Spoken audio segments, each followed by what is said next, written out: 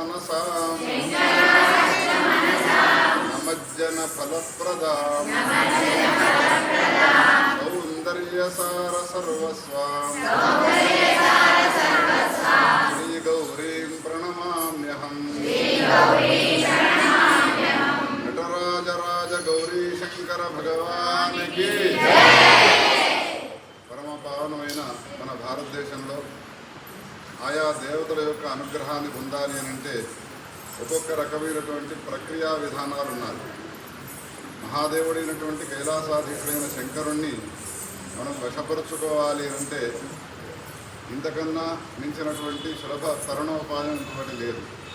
ఇప్పటిదాకా చిన్నారులు ఏ నాట్యాన్ని చేసినారో ఆ నాట్యముతో సంతోషాన్ని పొందేటువంటి మహానుభావుడు నటరాజరాజైనటువంటి గౌరీశంకరుడు. ఈ చేసినటువంటి విన్యాసాలు ఏవైతే ఉన్నాయో పిల్లలు రకరకాల భంగిమలతో ఆయనను సంతోషపరచడం కోసమై ఏ విద్వాంసుడు మహా గొప్ప శివభక్తుడైనటువంటి రావణ బ్రహ్మ తాను రచించినటువంటి జటాకటాహ సంభ్రమ భ్రమనిలింపనిద్ధరి అనేటువంటి పరమాద్భుతమైనటువంటి స్తోత్రాన్ని ఇప్పటిదాకా విన్యాసం చేసినారు.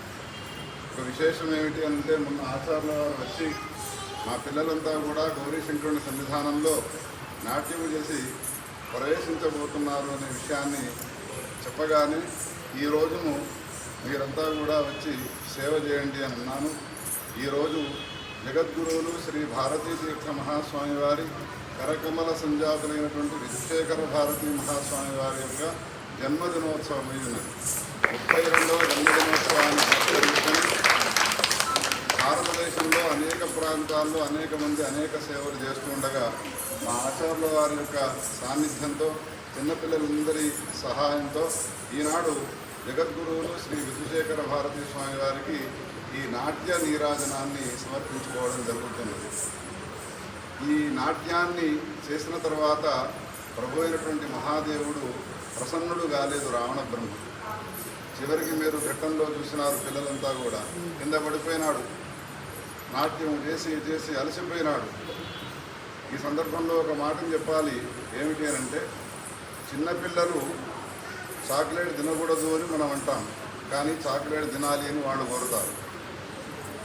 ఇవ్వవద్దు అని గట్టిగా మనం బింకం పెట్టుకొని ఉంటాము. మన నుండి చాక్లెట్ను సాధించడానికి వాడు ఏడ్చి సాధిస్తాడు. ఏడుస్తూ ఏం చేస్తాడు, అటు పరిగెడతాడు, ఇటు పరిగెడతాడు, ఎంతకు ఇవ్వలేదు నెత్తిని నేల కొట్టుకుంటాడు. అప్పుడు ఒక చాక్లెట్ కాదు 10 చాక్లెట్లు తీసి విసిరి కొడుతుంది తల్లి. అంటే తల్లి నుండి చాక్లెట్లు పొందడానికి పిల్లలు ఏ విధంగా బాలానాం రోదనం బలం, రోదనమే బలముగా కలిగినటువంటి పిల్లలు ఏ విధంగా అనుకున్నటువంటి చాక్లెట్ను సాధిస్తారో భక్తుడు కూడా భగవంతుడి నుండి వరాన్ని పొందాలి అంటే అట్లా సాధించాలి, పట్టుదలతో సాధించాలి. రావణ బ్రహ్మ ఎంత నాట్యం చేసినా కానీ నటరాజరాజు అయినటువంటి ఆ శంకరుడు ప్రసన్నుడు కాని సమయంలో నేలపైన పడిపోయి అప్పుడు ఆయనకు వీణ అంటే చాలా ఇష్టము అని రుద్ర వీణను వాయించడం ప్రారంభించినాడు. వీణ అంటే తంతులు ఉండాలి, దానికి ఒక ఆకారం ఉంటుంది, ఆకారం ఉండాలి. మరి తంతువు లేవి అని అంటే కడుపును చీల్చి అందులో ఉండి వచ్చినటువంటి పేగులు ఉన్నాయో పేగులను లాగి ఎడమ చేత పైదాకా పట్టుకొని కుడి చేత వాటిని వాయిస్తూ ఉంటాడు. చూడండి, వీణకు పెట్టినటువంటి తంతువులు సరిగమలు వాయిస్తే సుస్వరంగా వినవస్తూ ఉంటాయి. కానీ మన శరీరంలో ఉన్నటువంటి రక్తసిక్తమైనటువంటి పేగులకు సరిగమ అనేటువంటి ఆ ధ్వని రావాలి అని అంటే ఎంత కృషి చేయాలి, ఎంత తత్పరతతో ఆయన సేవ చేయాలి. చివరికి ఎప్పుడైతే ఆ కడుపును చీల్చి పేగులను లాగి వీణను పెట్టినాడో ప్రభు శంకరునికి ఇంకా ప్రత్యక్షం కాకుండా ఉండలేకపోయినాడు. ప్రత్యక్షమైనాడు, కోరిన కోరికలన్నిటి కూడా ఇచ్చినాడు. అది ఇప్పటిదాకా ఈ పిల్లలు చేసినటువంటి నాట్యంలోని స్వారస్యము. ఇక్కడ దాకా వచ్చి పిల్లలంతా కూడా నాట్యం చేసినారు అంటే ఇది పిల్లల సామర్థ్యం కాదు, ఇది ఆచార్యుల వారి యొక్క సామర్థ్యం. ఒకసారి ఆచార్యులు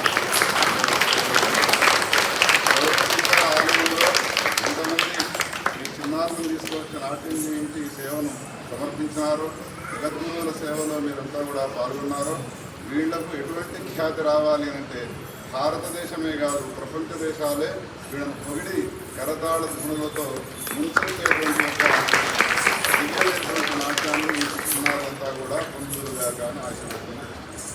నమః పార్వతీ. ఒకసారి చిన్నారులకు గట్టిగా కరతాళ ధ్వనులతో ఆశీర్వాదం.